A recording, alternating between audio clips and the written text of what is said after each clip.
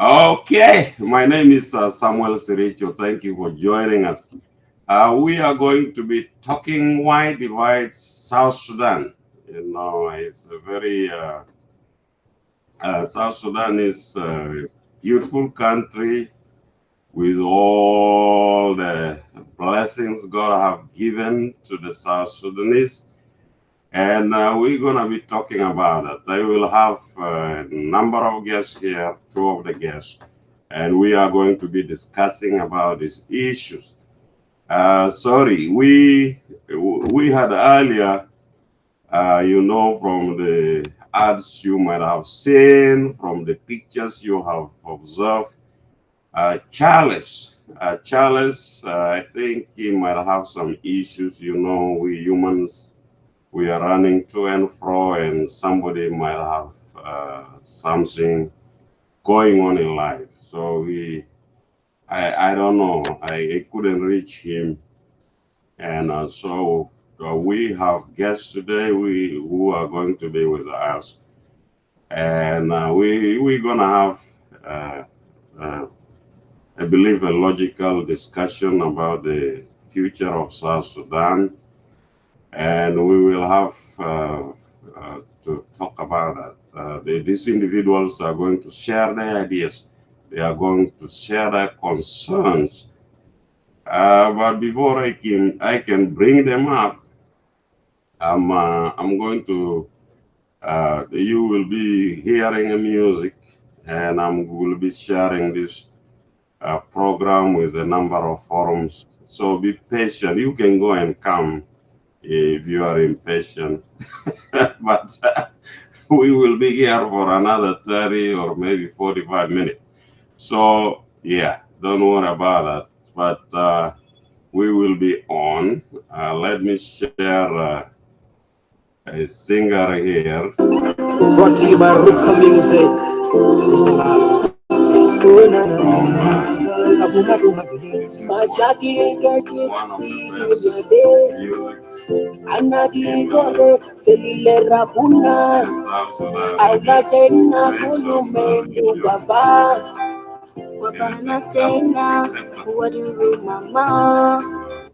Abutomon mutu chalomon fikaba Julio umon kikorele le asankakali abutomon girita wokyalde satumaintu mama kome papa kyalde padatori sambala panate maindu sabi Bialde,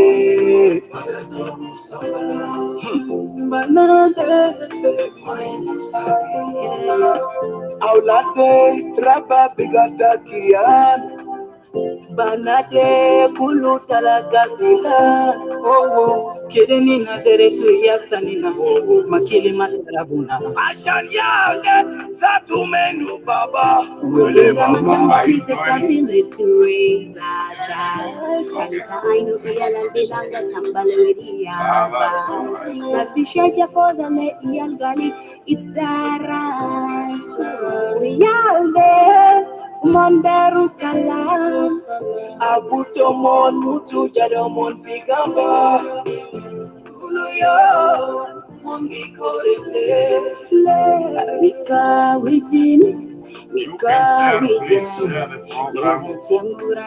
I will bring my guests up and share it. You are South Sudanese and you are interested in the politics of the country.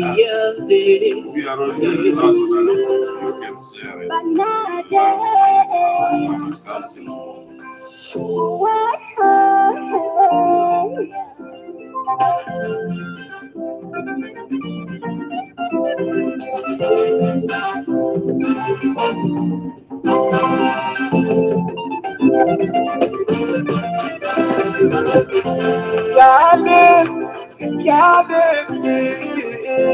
I know that to woman menu eterambo. Abuza to men eterambo. Mama, Baba, say Baba. Lati kele na sekiru le tali kabe le ano talim bipada bibe. Oh, come on, Selena Zekir Leal.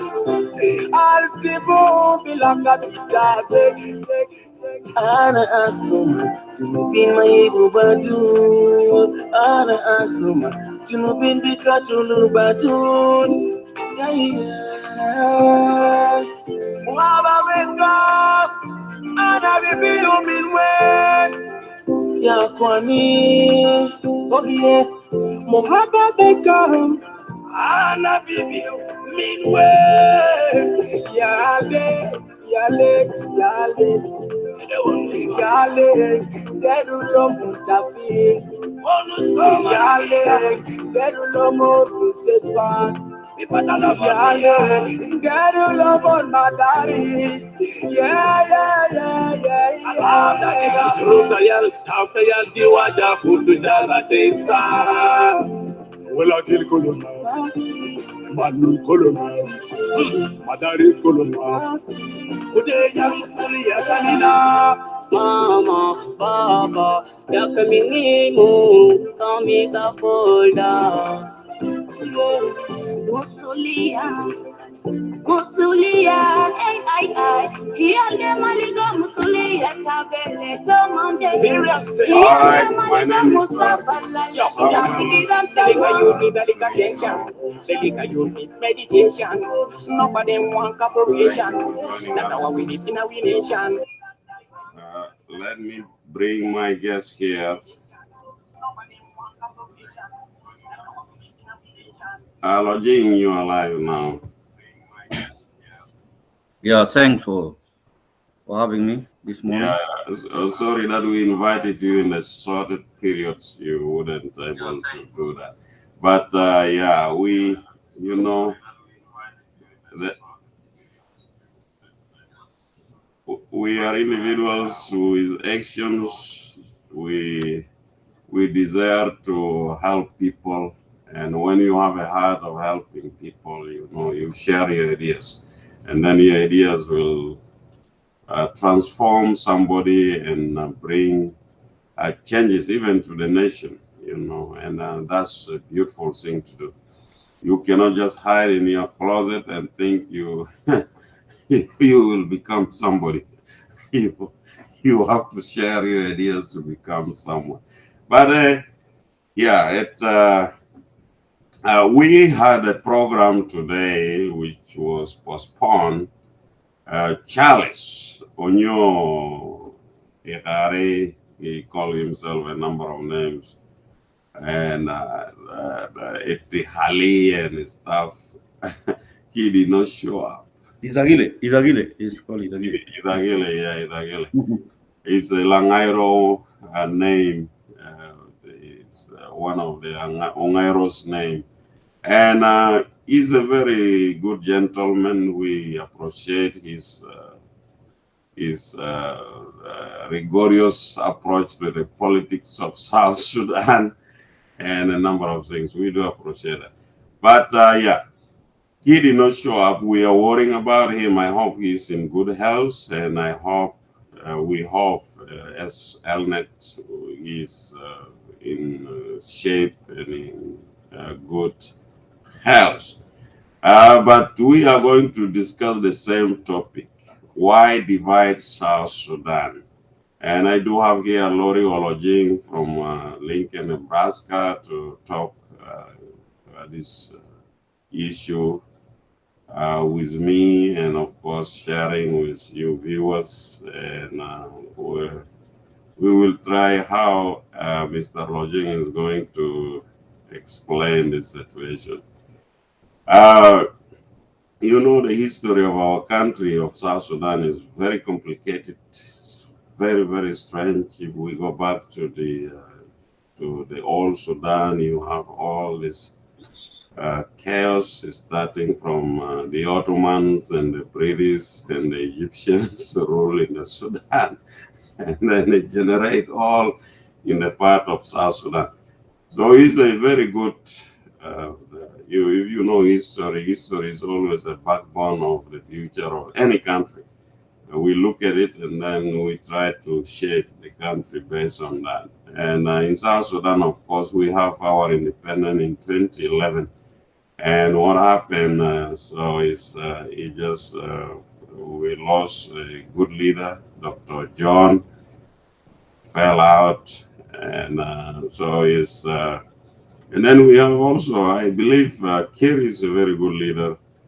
It depends on his advisors. Sometimes some advisors will not work well with leaders, but he's a peaceful man.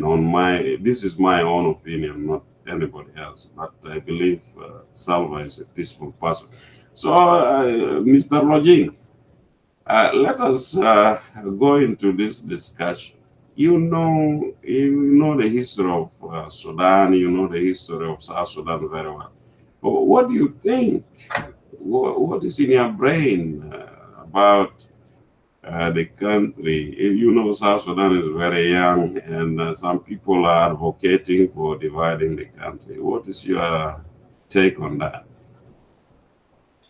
Yeah, thank you this morning. I know the voices that have,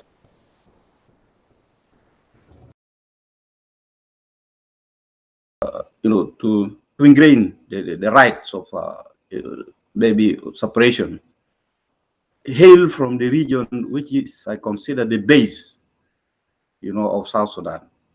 The Anyanya movement, is starting in Equatoria. And now today, and when the movement started before the independence of South Sudan in 55, the call was for the federation or just, to secede from the North due to sectarian or religious grounds, or, cultural and religious grounds. And today, the same people from Equatoria are now demanding, for the secession of Equatoria. It is so unfortunate. It is a contradiction in the historical perspective.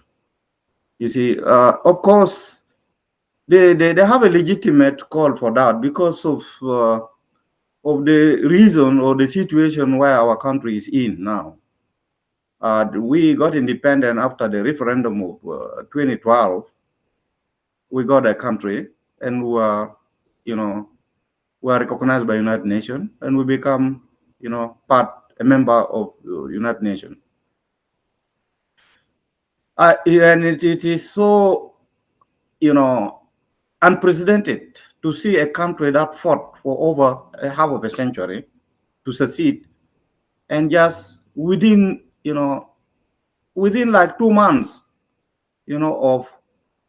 of an independence, the country is slide into a civil war. Why is that? Why is that the case? And the reason is simple. I think for me, the people who are being put there, or the movement, chose the people who are not prepared, or they have a different, agenda. Let me call it a hidden agenda, because the country is live into a civil war based on tribal lines. You see, and this is precisely what is happening. And then the region, which is, I think, is the cornerstone of South Sudan, Equatoria, are being, marginalized. This is a region where you find the high, rate of the, of human capital. The well-educated people in South Sudan are from this region. And now they are totally being marginalized. They are not allowed, to participate in decision-making process. They were just put there as pawns. They are there to help the dictator or the authoritarian, president, just to shine. They have to use their expertise, to make Salva Kiir shine in the international, arena, to tell, to lie to the whole world that the country is not tribalized. And we are here. We are representing Equatorial. You can see, you can see the personality of Lomuro. You can see Waniga, and so on. Those people are there just to prove to the whole world that the country is not tribalized, while it is tribalized, because they are just being used, just to make the president look innocent. That's the reason why they call now for separation of South Sudan by certain individuals. I say the individuals because there is no consensus, across the equatorial intellectual community, admitting that secession could be a good choice for the people of Equatoria, or perhaps some people in Malakal can do this so. But for me, I just see it as like, it is my personal opinion. This is just out of frustration. You see, the decision of just a tiny country like South Sudan, for me, it is not a good choice. Although, through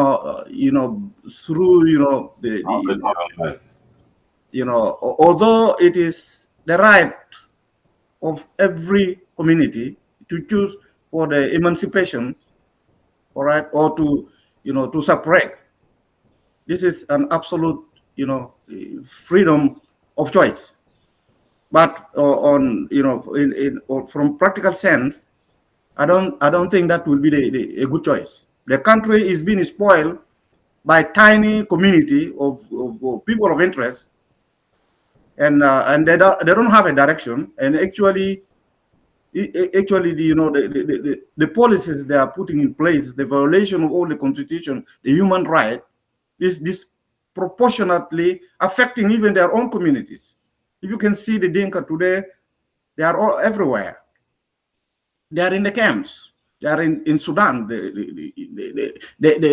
went back and went to the former enemy. That is an indicator that these people, they don't know really what they're doing. Although it is maybe a negative externality of the policy they're pursuing in South Sudan, is affecting everybody, and it's affecting their own relatives. You see, the call for the secession of Equatoria, from my own opinion, is not the right solution. You see, but the only way forward is just to make sure that we change, the regime in Juba, through all legitimate, the avenues, just to remove them and then restore a system that will unite the country. And that's it. Now, today, if we bring now a good system, a government, and restore it in Juba, and start working now to unite the country, I don't think this call for the separation of Equatoria or whichever region in South Sudan will fade away.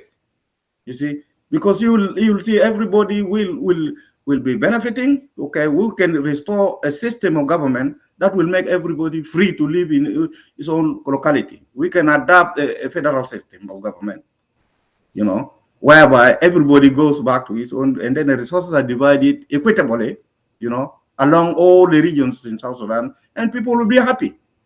So this case of of separation of Equatoria or any region is just out of frustration, because the country become a banana republic. It's not even the banana republic is better than South Sudan, because the banana republic will use the natural resources and sell to the international world to improve the standard of living of the people.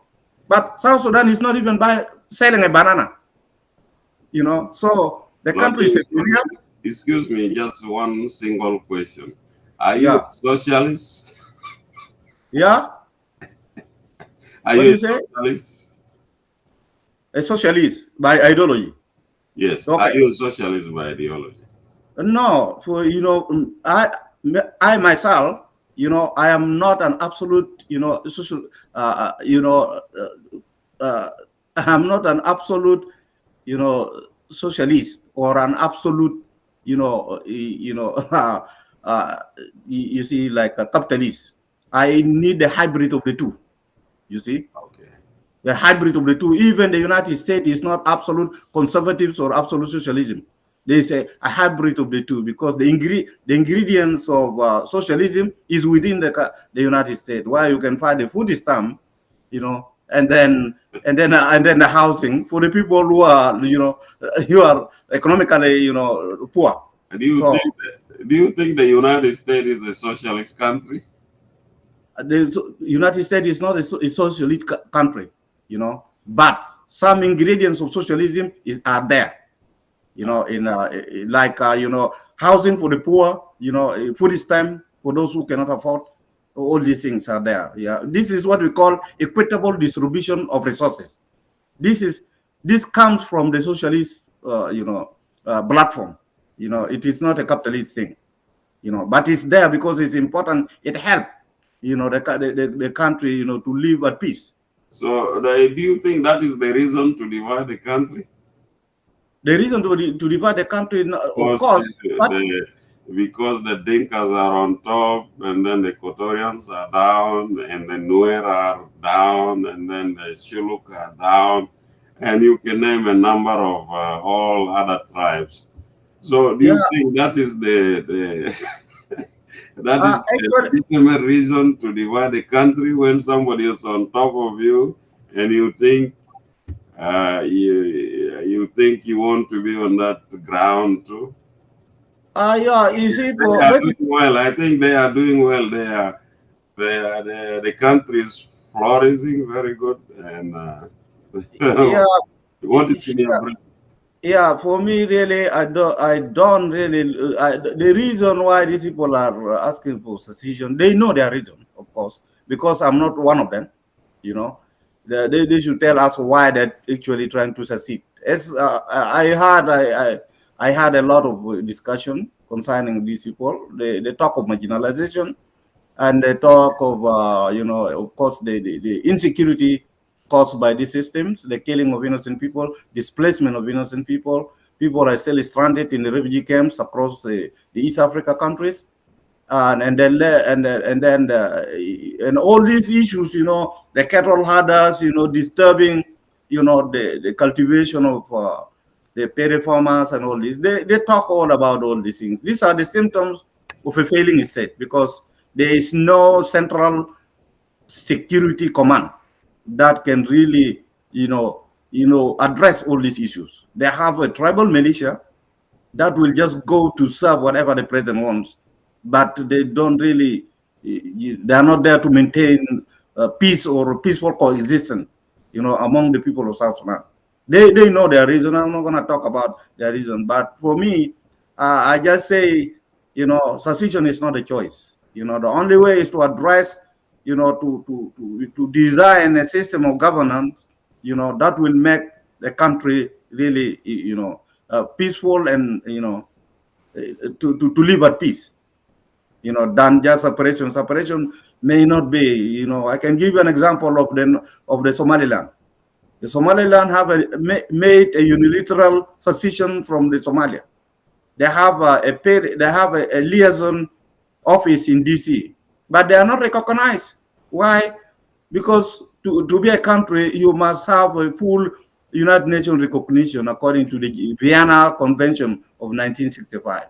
Why your diplomat can be treated with immunity. They cannot be persecuted. Now, the Somaliland in DC, if somebody involved in a crime, they can be persecuted. Why? Because they don't have immunity.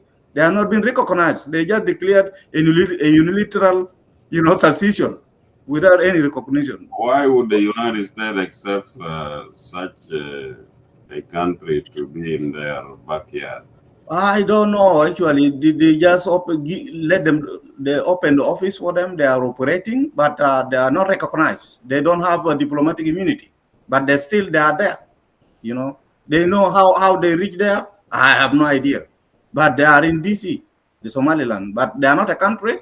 But they declared one-sided a unilateral, declaration without any recognition.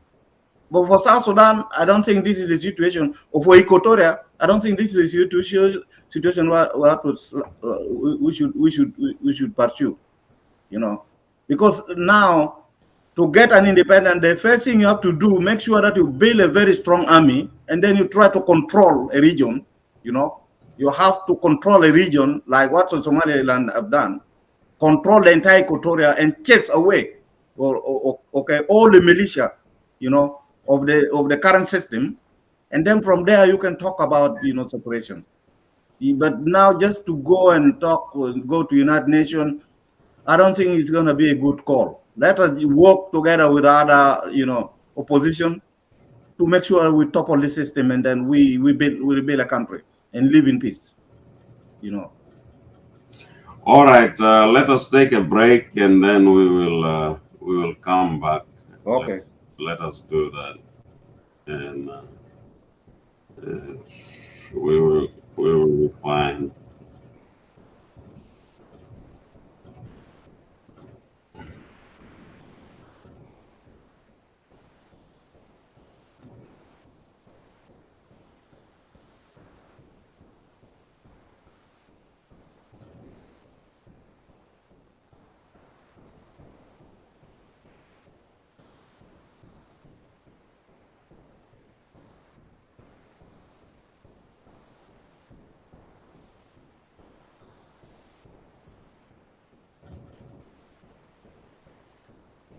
All right, we're gonna be back again with Lojing shortly, and some Mr. Charles Afu, or I don't know how to pronounce that name. He got some complicated names. He already denied the name Lopuro. That's our Horiok name. Lopuro is a good one. If you want to be a politician, you might need to come back to that term. But anyway, so Lojing is here. Let me. Lojing is here, and let me ask you another question. I believe this is the final one. We don't want to go longer. You see the administrative system in the country. For you who are just came in, the topic is why divide South Sudan. And I'm here with guest LORIHO LOJING. Mr. LORIHO LOJING have been here for a while, and I believe some of you already knew him if you are a regular guest. You know, you guys have been fighting in Egypt for many years. All of you students who are in Egypt, you have been you have been the supporters of Dr. Gering, the Mabior. You have been the supporters of all these elements of division in the country. And coming to that term, I do remember I was in Egypt in '88. I attended Yusuf War meeting with the students in Zamalek, and it was a little bit different environment. But looking at that background, you think South Sudan is really a country that can be really divided? And if it is so, you already have given some reasons for that, for those who are advocating for it. But what is the necessary take of politicians in order to reshape the country and bring it into one unit, one umbrella? What do you think is the best option for those who are advocating to divide the country, to bring the country into unity? What do you think is the best solution? Yeah. Before I go ahead to answer your question, let me just make you some correction here. I was opposed, to the movement of South Sudan liberation from the get-go, from the beginning. I was opposed to John Gering's direction of forming a secular united Sudan, a Sudan where religion cannot intervene into the constitutional problem, the status of the country. So that is the point right there. So when Riek Machar, the split from the movement 1991, I was pro-React. Why? Because it was asking for secession. And there's a legitimate reason for that, or there's a logical reason for that, because, my former, father was a fighter in Anyanya, and therefore he was calling for separation. I have to be with that. We are there to divide the country from the northern, clique, and that's it. So that's the reason I was totally against the John Gering's United Secular Sudan, because I know it's impractical. So coming to the issue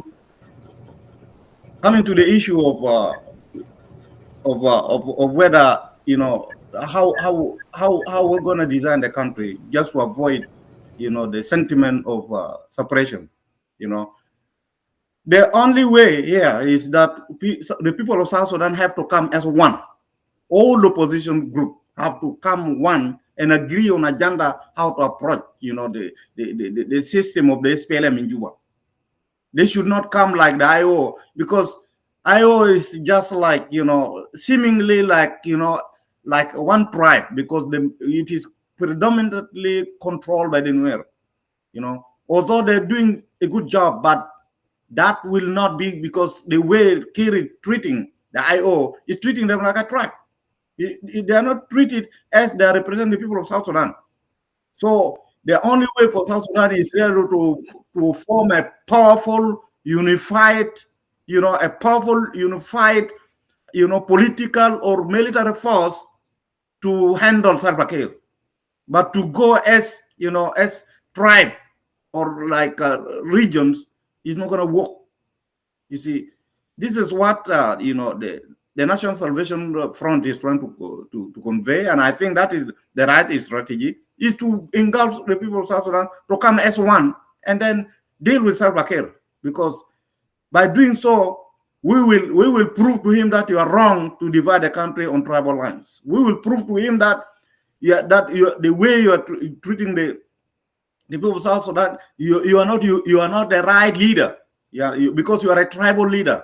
Nobody elected you. So you have to exit. We will be able to tell him this, and we will have no choice, because all the people, inclusive, all the tribe in Southern Sudan, from Equatoria, Upper Nile, and then Baragazal, will come as one and form a powerful, a powerful, political force, and then tell the whole world that this man is just a dictator.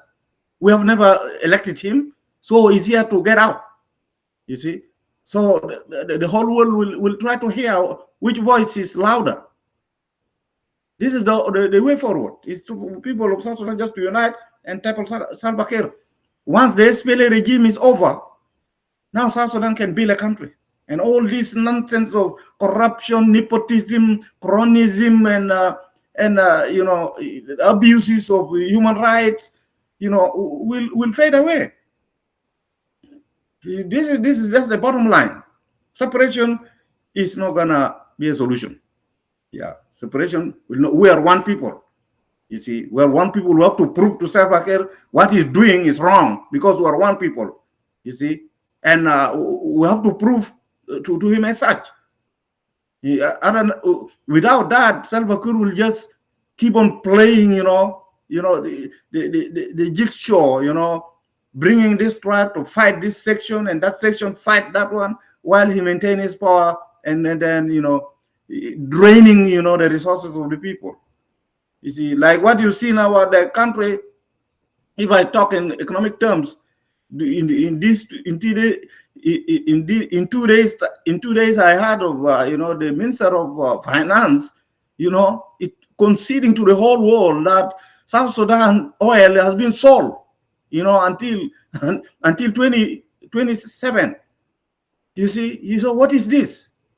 You see, when you make like this is what we call the future contract in economics. These are the derivatives that the central government or the government will sell its resources with a fixed price that you cannot change. Now the oil prices are soaring. South Sudan is not benefiting out of it, because it was sold like a couple of years ago with a price which is lower. So what does that mean? This is not my of course this is not a topic, because this is a very huge topic. You know, the repercussions of that are so totally dire.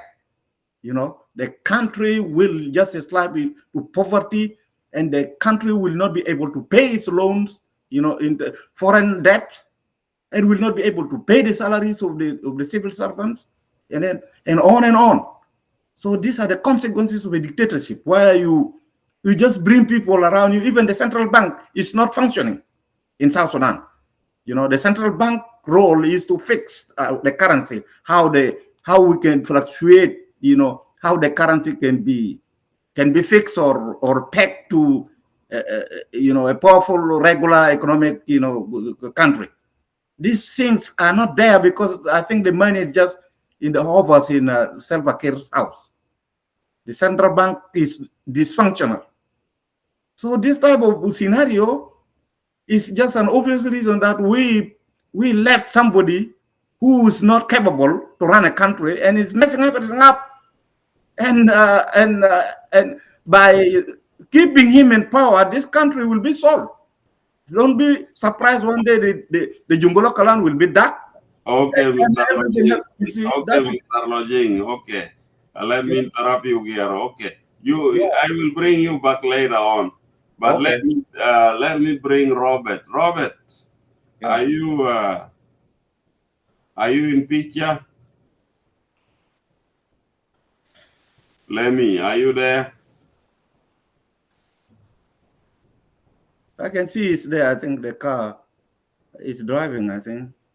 Yes, I told you earlier, he's a businessman, and okay, he operates a number of those stuff.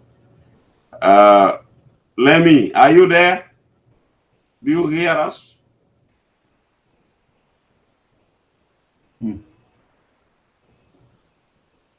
Yeah, he's not wearing his stuff, so we're gonna have Charles Afua will be coming up. Lojing. He's coming? Yeah, he's coming up. So okay, that's good. That's good news. I prefer to face him. That's good news. Yeah, just prepare to face him. This show actually is designed for him, because yes, he's a pro, you know, secession. Yeah, he will be the right person to give us really the good reason why separation is the best option for Equatoria. I don't think. But I'm just somebody with any opinion anyway. But the guy, Charles, is a very controversial figure in our South Sudanese politics. Yeah, so he has his own way, of course. We will see how he handles these things. Charles is my brothers and sisters. I'm using a religious language, or ladies and gentlemen, will be a good political language I could use. But Charles is coming up, our guest, and then I have LEMI here is ready for that. Let me bring LEMI up here. Okay. LEMI, are you hearing me? Hello? Hello? Are you hearing us? Yeah, I'm hearing. Okay, I have a question for you, sir. Yes, go ahead. You are a man, you have traveled too widely, you have discovered many countries, you have, I believe you have learned a lot of stuff in your brain, and you are a very smart business person. Tell us, sir, it is a good idea to divide South Sudan? To divide South Sudan? You say it's a good idea to divide South Sudan in countries or in states. Can you be specific? No, you just answered the question. Oh, my answer is it's good to have 3 regions in South Sudan. So that means you want to be with Nimeri again? That is the good why. I will tell you why I say that. because right now we are like a one, and many state was being created to divide the people in groups. So, and then we see the consequences of that division of the states up to now, what it's doing in our country. Everybody become enemy of his neighbor. But when it was three regions combined, Equatoria is one, Alpha Nile is one, Baharakazal is one, you never see the problem that this is my land, somebody grabbed my land, was not there. But since the regime come and make more states, you know, when you make more states, it's like the people feel like I'm not belong to you anymore. I'm somebody else. And it's earlier to the government of South Sudan when we get independent to divide the country in states, because you could start develop the three reasons that we have. People was living in peace, and then when you develop that reasons, and then you come to the people of South Sudan and talk to them. Now we accomplish this, and we have these resources. While we have not more states, so we can develop all the areas that make people get all the service in any rural area. But unfortunately, people rush to the money and they also forget what they was fighting for. But if you go back to the three reasons, I think will bring us back to united as we love ourselves in these three regions. Where whatever in regions they will love themselves. But if you continue to divide the states, I don't think so. The unity will come soon. Um, that's the reasons that I can tell you. Because now people are very divided according to the state that the Silva Kid created. And he created in purpose of when you had his other and it's continuing doing what he's doing, just looting the money. He doesn't care about the people that they was feeding them, especially Equatoria. Equatoria was the center in South Sudan in that war feeding the SPLA. Those people that he burning their houses, destroyed them, there was the one feeding the SPLA in South Sudan. But now you see he turned his gun to those people who was feeding the SPLA to get that referendum. So that is my thought, and I will join again if there's any questions. Thank you. My name is Robert LEMI. I live in Texas from Equatorial region. Thank you.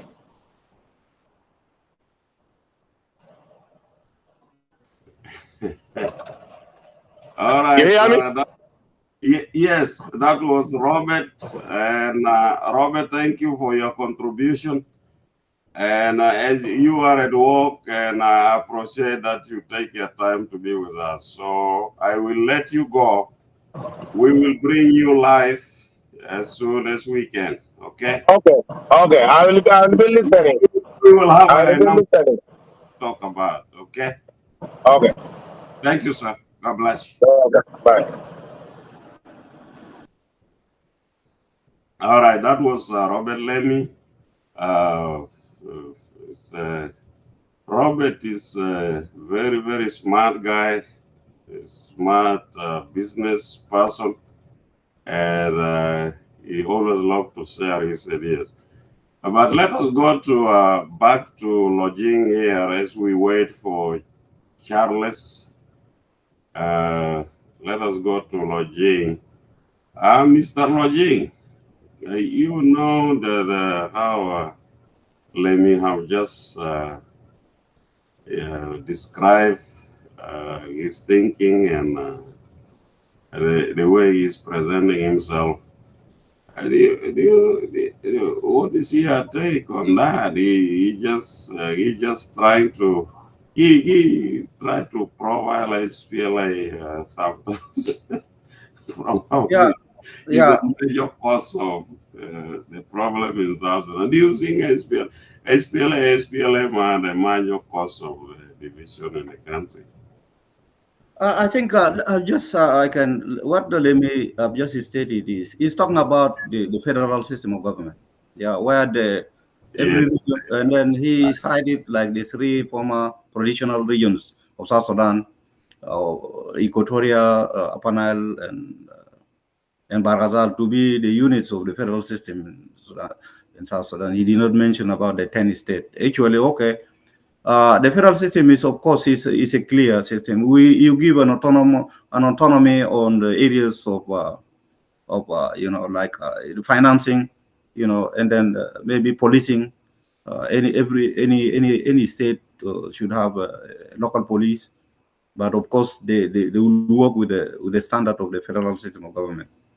This is actually, and according to him, he said, of course, making a federation will make the country develop, and that will remove the hatred that we have in South Sudan currently, and then the country will develop. Of course, with that, if with he is right, the federal system of government, of course, make every region with absolute autonomy to develop its own territory, and then censure all the functions of the government within that territory. And then the federal government will just be a monitor, will develop a monitoring mechanism to see how the federal system works. So that is this is very much what the LEMI have stated, and he's right, of course. The federal system could be a good system of governance in South Sudan, because we are just like South Sudan is not we are not homogeneous. I thought we were Africans and we're one people, but when I discovered we are politically, we are not homogeneous. Culturally, we are different. When you compare Denka to Equatoria, you will see there's a really very huge gap. How this gap is created, I think, is because of maybe historical. Some people are still in the Neolithic era, and some people have developed to come closer to civilization. And this is what is happening in South Sudan now. You see, now the SPLM. Let me now talk when you say is SPLM responsible for the for disintegration of the country, or for the the dysfunctionality of South Sudan. Of course, absolutely right. The SPLM is the culprit. Is the culprit because why the SPLM is although the norms or the policies of the SPLM that was preached by their former leader John Garang were attractive. He was really talking about how to create a country that is really progressive, a country that can really be an economic an economic power in Central and or Eastern Africa. But what is happening today is just a reverse of all that. Totally it's become tribalistic.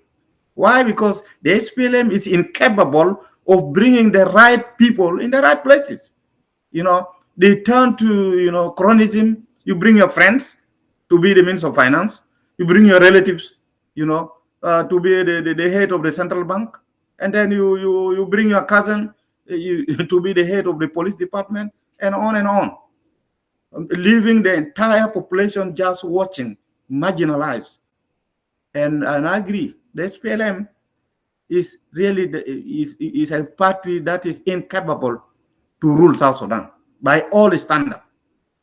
And if we come really to a genuine democratic, campaign, democratic election, SPLM can never win any single election because of what they have done to the people of South Sudan. You see, the people are living in refugee camps within their own country. They are being protected by United Nations, fed by United Nations, and then there's no healthcare system, there's no education. We have only private schools, and we have private buildings, hotels around, but there's nothing that the citizen benefit from this country. It is because it is like SPLM become like a foreign, power that come and control the people.